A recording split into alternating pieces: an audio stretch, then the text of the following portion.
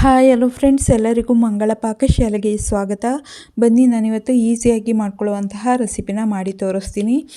ಇದನ್ನು ರೊಟ್ಟಿಗೆ, ಚಪಾತಿಗೆ, ಬಿಸಿ ಅನ್ನಕ್ಕೆ ತುಂಬಾ ಚೆನ್ನಾಗಿರುತ್ತೆ. ತರಕಾರಿ ಇಲ್ಲದ ಟೈಮಲ್ಲಿ ಈ ರೆಸಿಪಿನ ಮಾಡ್ಕೊಳ್ಬಹುದು. ಬ್ಯಾಚುಲರ್ಗೂ ಕೂಡ ತುಂಬಾ ಯೂಸ್ ಆಗುತ್ತೆ ಈ ರೆಸಿಪಿ. ಬನ್ನಿ ಈಗ ಮಾಡೋದು ಹೇಗೆ ಅಂತ ನೋಡೋಣ. ನೋಡೋದಕ್ಕಿಂತ ಮುಂಚೆ ಇನ್ನೂ ನನ್ನ ಚಾನಲ್ನ ಸಬ್ಸ್ಕ್ರೈಬ್ ಮಾಡ್ಕೊಳ್ಳದೆ ಹಾಗೆ ನೋಡ್ತಾ ಇದ್ದರೆ ಪ್ಲೀಸ್ ನನ್ನ ಚಾನಲ್ನ ಸಬ್ಸ್ಕ್ರೈಬ್ ಮಾಡ್ಕೊಳ್ಳಿ. ಹೊಸ ವಿಡಿಯೋಕ್ಕೋಸ್ಕರ ಬೆಲ್ ಐಕನ್ನು ಕ್ಲಿಕ್ ಮಾಡಿ. ಬನ್ನಿ ಈಗ ಮಾಡೋದು ಹೇಗೆ ಅಂತ ನೋಡೋಣ. ಮೊದಲನೇದಾಗಿ ನಾನಿಲ್ಲಿ ಒಂದು ಮಿಕ್ಸಿ ಜಾರ್ಗೆ ಒಂದು 2ರಿಂದ 3 ಸ್ಪೂನು ಕಡಲೆಬೀಜನ ಹುರಿದ್ಬಿಟ್ಟು ಸಿಪ್ಪೆ ತೆಗೆದು ಪುಡಿ ಮಾಡಿಟ್ಕೊಂಡಿದ್ದೀನಿ. ತರಿಯಾಗಿ ಪುಡಿ ಮಾಡ್ಕೊಳ್ಬೇಕು.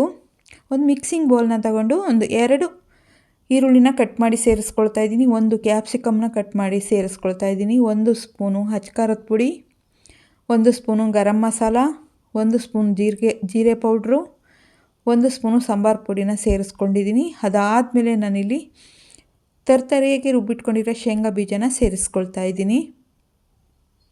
ಸೇರಿಸ್ಕೊಂಡು ಇದನ್ನೆಲ್ಲ ಚೆನ್ನಾಗಿ ಮಿಕ್ಸ್ ಮಾಡ್ಕೊಳ್ಳೋಣ. ಮಿಕ್ಸ್ ಮಾಡಿದ್ದಾದಮೇಲೆ ಇದನ್ನು ಒಂದು ಸೈಡ್ಗೆ ಎತ್ತಿಟ್ಕೊಂಡು ಗ್ಯಾಸ್ ಮೇಲೆ ಒಂದು ಬಾಂಡಿನ ಇಟ್ಕೊತೀನಿ. ಇಟ್ಕೊಂಡ್ಮೇಲೆ ಅದಕ್ಕೆ ಒಂದು 2ರಿಂದ 3 ಸ್ಪೂನು ಎಣ್ಣೆನ ಸೇರಿಸ್ಕೊಳ್ತಾ ಇದ್ದೀನಿ. ಎಣ್ಣೆ ಸೇರಿಸ್ಕೊಂಡ್ಮೇಲೆ ಅರ್ಧ ಸ್ಪೂನ್ ಸಾಸಿವೆ, ಅರ್ಧ ಸ್ಪೂನ್ ಜೀರಿಗೆನ ಸೇರಿಸ್ಕೊಳ್ಳೋಣ.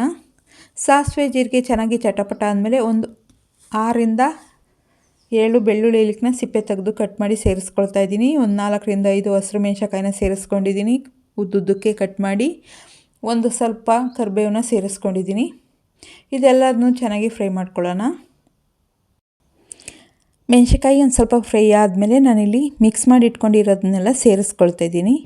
ಇದನ್ನು ಚೆನ್ನಾಗಿ ಸಾಫ್ಟ್ ಆಗೋವರೆಗೂ ಚೆನ್ನಾಗಿ ಬೇಯಿಸ್ಕೊಳ್ಳೋಣ. ಸ್ವಲ್ಪ ಉಪ್ಪನ್ನು ಸೇರಿಸ್ಕೊಳ್ತಾ ಇದ್ದೀನಿ. ಒಂದು ಚಿಟಿಕೆ ಅರಿಶಿನ ಸೇರಿಸ್ಕೊಳ್ತಾ ಇದ್ದೀನಿ. ಉಪ್ಪು ಸೇರಿಸೋದ್ರಿಂದ ಬೇಗ ಬೇಯುತ್ತೆ, ಅದಕ್ಕೋಸ್ಕರ ನಾನು ಉಪ್ಪನ್ನು ಈಗಲೇ ಒಂದು ಸ್ವಲ್ಪ ಸೇರಿಸ್ಕೊಂಡಿದ್ದೀನಿ. ಇದಕ್ಕೆ ಒಂದು 2 ಸ್ಪೂನಷ್ಟು ನೀರನ್ನ ಸೇರಿಸ್ಕೊಳ್ತಾ ಇದ್ದೀನಿ, ಚೆನ್ನಾಗಿ ಬೇಯೋದಕ್ಕೋಸ್ಕರ. ಈಗ ಇದನ್ನು ಮುಚ್ಚಿಬಿಟ್ಟು ಒಂದು 5 ನಿಮಿಷ ಬಿಡೋಣ. ಈಗ ಚೆನ್ನಾಗಿ ಬೆಂದಿದೆ. ಒಂದು ಸಲ ಮಿಕ್ಸ್ ಮಾಡಿಕೊಂಡು ಸ್ಟವ್ನ ಆಫ್ ಮಾಡ್ಕೊಳ್ಳೋಣ. ಸ್ಟವ್ನ ಆಫ್ ಮಾಡ್ಕೊಂಡ್ಮೇಲೆ ನಾನು ಕೊತ್ತಂಬರಿ ಸೊಪ್ಪನ್ನ ಸೇರಿಸ್ಕೊಳ್ತಾ ಇದ್ದೀನಿ. ಟೇಸ್ಟು ತುಂಬ ಚೆನ್ನಾಗಿರುತ್ತೆ ಸ್ಟವ್ ಆಫ್ ಮಾಡಿದ್ಮೇಲೆ ಕೊತ್ತಂಬರಿ ಸೊಪ್ಪನ್ನ ಸೇರಿಸ್ಕೊಂಡ್ರೆ, ಅದಕ್ಕೆ ನಾನು ಸೇರಿಸ್ಕೊಳ್ತಾ ಇದ್ದೀನಿ. ಅದಾದಮೇಲೆ ಪೂರ್ತಿಯಾಗಿ ತಣ್ಣಗಾದ್ಮೇಲೆ ನಾನಿಲ್ಲಿ 1 ಬೌಲ್ನಷ್ಟು ಗಟ್ಟಿ ಮೊಸರನ್ನ ತಗೊಂಡು ಸೇರಿಸ್ಕೊಳ್ತಾ ಇದ್ದೀನಿ. ಸೇರಿಸ್ಕೊಂಡು ಚೆನ್ನಾಗಿ ಮಿಕ್ಸ್ ಮಾಡ್ಕೊಳ್ಳೋಣ.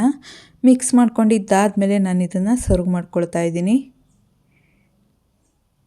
ರೊಟ್ಟಿಗೆ, ಚಪಾತಿಗೆ, ಬಿಸಿ ಅನ್ನಕ್ಕೆ ತುಂಬಾ ಚೆನ್ನಾಗಿರುತ್ತೆ. ತರಕಾರಿ ಇಲ್ಲದ ಟೈಮಲ್ಲಿ 1 ಕ್ಯಾಪ್ಸಿಕಮ್ ಇದ್ದರೆ ಸಾಕು, ಈ ರೆಸಿಪಿನ ಮಾಡ್ಕೊಳ್ಬಹುದು, ಈಸಿಯಾಗಿ ಮಾಡ್ಕೊಳ್ಬಹುದು.